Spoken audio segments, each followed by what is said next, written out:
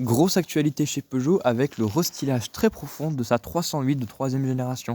Sorti en 2021, le constructeur socialien a jugé pertinent de la restyler 4 ans après son lancement.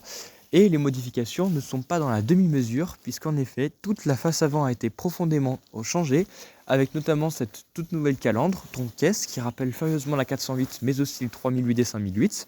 Mais surtout, la principale nouveauté et particularité, c'est le logo qui devient lumineux. C'est une première chez Peugeot. La calandre devient également lumineuse sur sa partie haute, et on a également une nouvelle signature lumineuse qui intègre également pour la première fois des clignotants à défilement. L'arrière ne change pas vraiment, sauf sur les versions de base, puisqu'en effet, Peugeot a décidé de généraliser les feux arrière de la version GT, ceux qui sont en biais, sur l'intégralité de la gamme. Alors si à l'extérieur les modifications sont assez nombreuses, ce n'est pas le cas d'intérieur qui est strictement identique au précédent. La seule petite modification, c'est l'instrumentation numérique 3D qui a de nouveaux graphismes.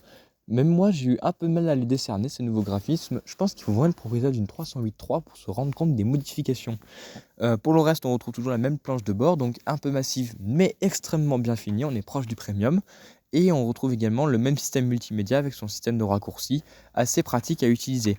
En revanche, côté motorisation, ça bouge pas mal. Alors, pas sur la version hybride de 145 chevaux, hybride légère, qui ne change pas.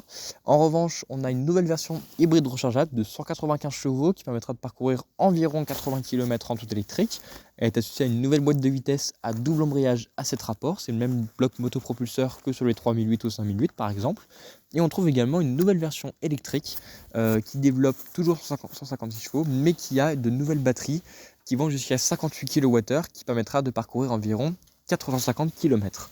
Et enfin, une offre diesel sera également reconduite, même si pour l'instant, elle n'a pas encore été annoncée. Peut-être aurons-nous un nouveau moteur.